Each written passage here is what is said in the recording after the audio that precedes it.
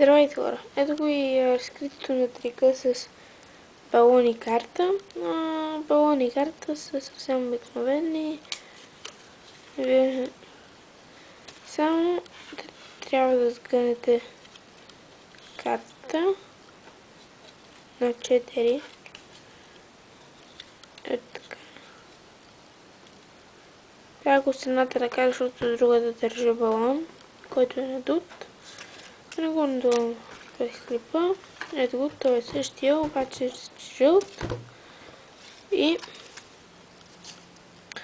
какво всъщност трябва да направите? Когато изпускате балона, вие притискате самата карта, ето така. И всъщност картата не влиза в балона, а стои ето така и е закрита. Ето.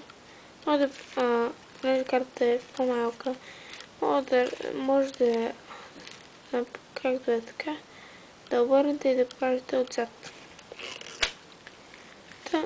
Когато отдувате балона, като го надувате, притискате здраво карта и тя се научи излиза в началната си позиция. Това е разкритото на трика. Ако ви е харесал, дайте лайк и чао!